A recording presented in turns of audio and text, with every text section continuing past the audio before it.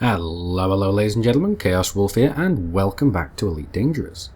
Now, it's that time again, it's ship review time, and this time we are taking a look at the Federal Dropship. Now, this ship, for some reason, seems to have a bit of a bad rap. I don't understand why as yet, but we'll take this chance to have a look and to see what this ship is about. Now, as you can see, just by looking at it, this ship looks like a tank, pretty much. I'm not sure if that's how it actually plays, but we'll find out soon. Now, like I said, it's not a subtle ship. This ship looks like a tank, and overall, it's not a bad looking ship. Now, this ship is faction specific. You have to be of ensign rank or higher in the Federal Navy to be able to actually buy this ship. But anyway, let's do what we usually do, and we will go and have a look at its stats. So we'll just go and find it.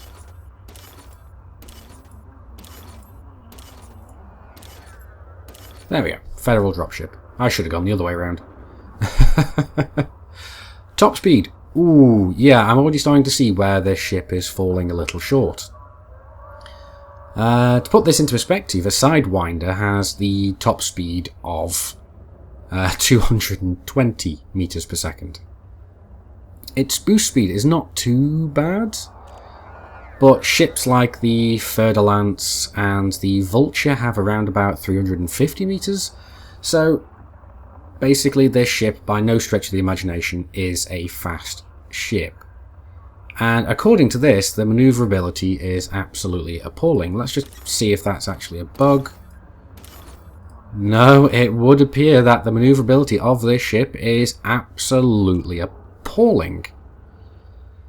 So yeah, I'm starting to see why people are complaining about this ship, but at the end of the day, this is only their stats on paper. We haven't actually seen this flying out as yet, so I'll reserve judgment until then.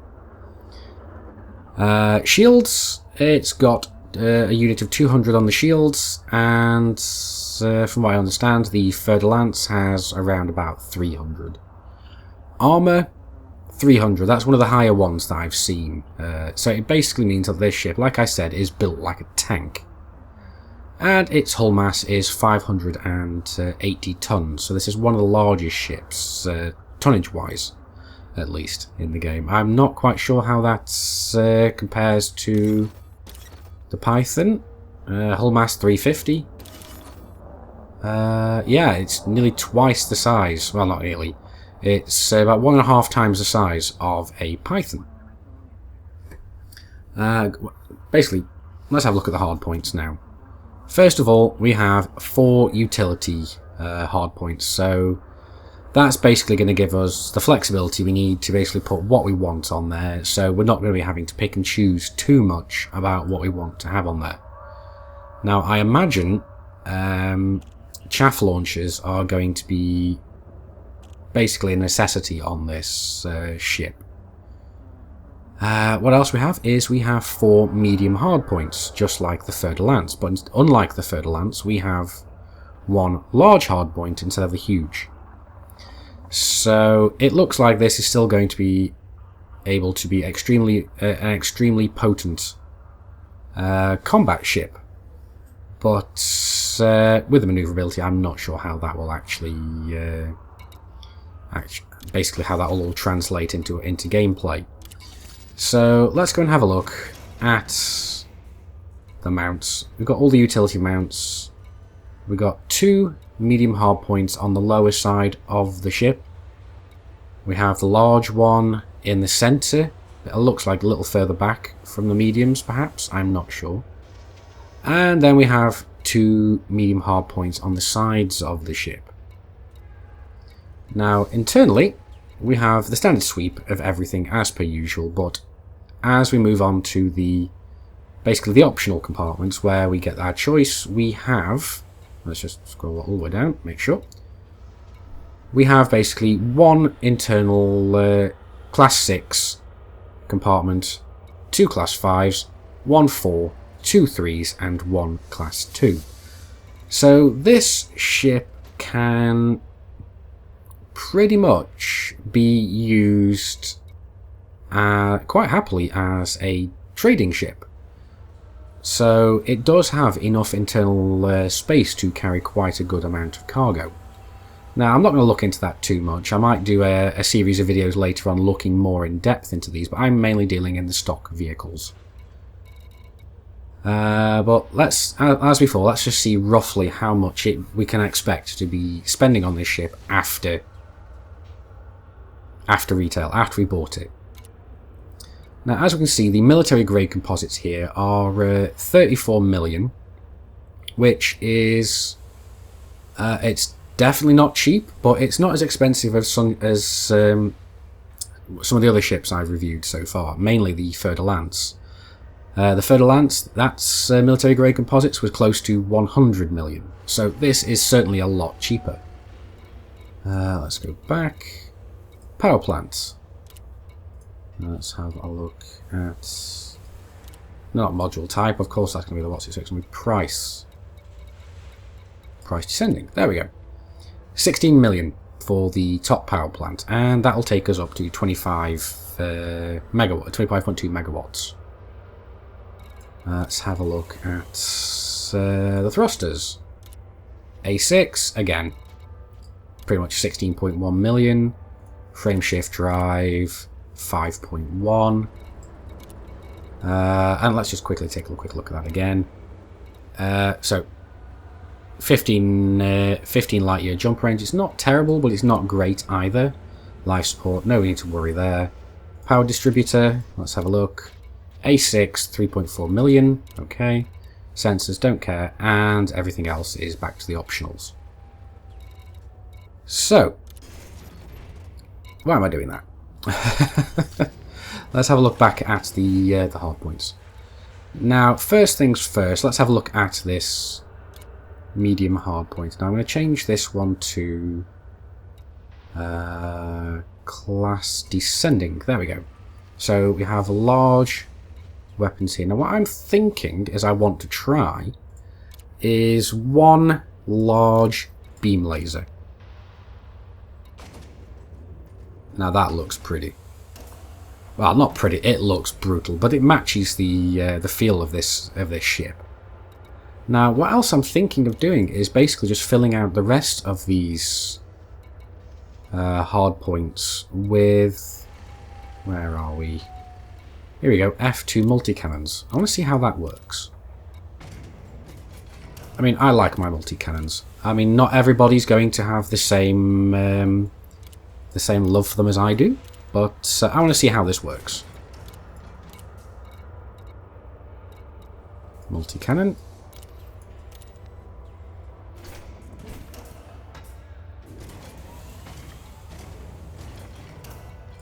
And then the last one.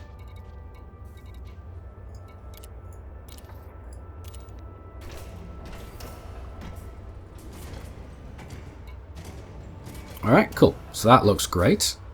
So let's have a look at how this looks actually kitted out. We've got one hard point there, and there'll be one on the other side. But unfortunately, we won't be able to see where the rest of it is. Yeah, so where is the beam laser? There we go. There we go. We can see. Sorry, we can see that the multi-cans are actually mounted further back from the large hard point. So that's kind of interesting, the placement of this. But anyway. Okay, I will fix that in a moment, but let us go and have a quick look around the cockpit. Now, unlike some of the other larger ships, this is actually just a single pilot cockpit. There is no secondary crew member seat at all. And let's have a look at the main features. We'll have a look at the windshield, and it offers an okay view. It's not like we're going to be using this for exploration, but it definitely gives us enough of a view for if we're in combat. There's no view through the floor at all, so that's somewhat disappointing, but it's fine. It's not exactly necessary. But we have some weird little doodahs over on the side here. What almost looks like it's some kind of drinks dispenser. Another one over the other side. Perhaps it'll get me a latte. But yeah, no, this the feeling I get of this ship is pretty much straightforward, tanky feeling. But let's do what we usually do. We'll go out and we're going to have a look at some acceleration and deceleration, turning, and basically some combat practice. And starting as always with the acceleration, we can see that for a ship its size, it's not actually that bad to accelerate to its top stock speed. And decelerating, as with all larger ships, it takes a little longer to decelerate than to accelerate. Now we'll try boosting to top speed and see how that works.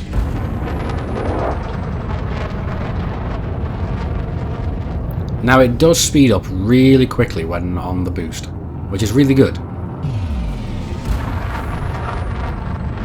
And now we can see something different. In a boost turn, we can actually see that because of this, the huge mass of this ship, it keeps going one direction when we turn.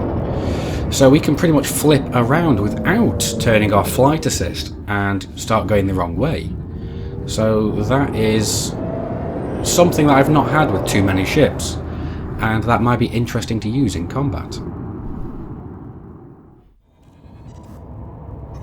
Now, to start off with, we found this wanted Viper.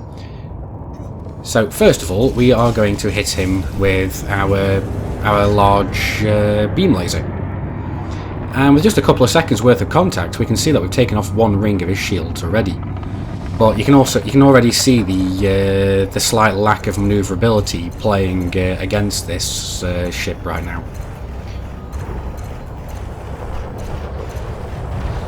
But we are actually able to fire this beam laser for quite a while.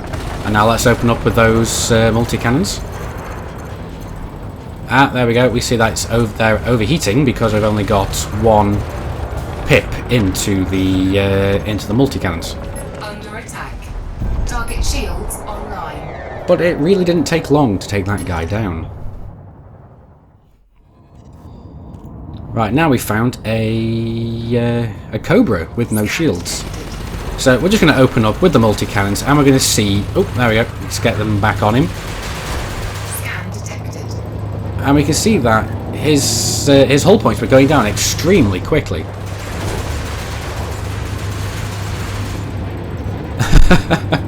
I'm pretty sure we could have gotten that last 1%, but I wanted to make sure that I wasn't just firing off into nowhere. Well, as you can see, basically putting all pips into engines does kind of counteract the lack of turning radius on this machine.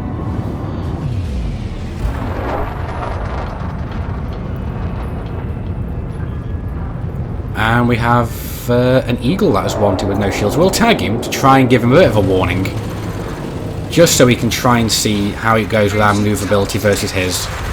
But it doesn't really matter. 4 medium multi-cannons firing on him, he's not going to survive.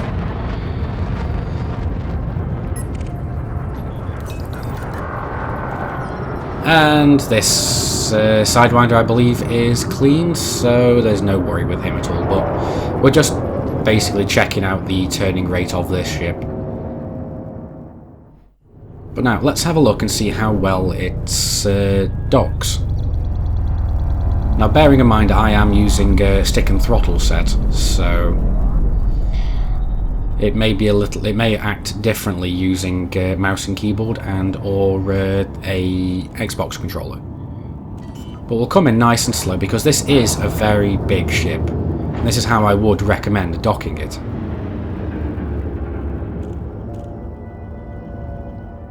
There's always an idea to put your landing gear out way before, because then you don't accidentally hit the boost button like I've done a number of times.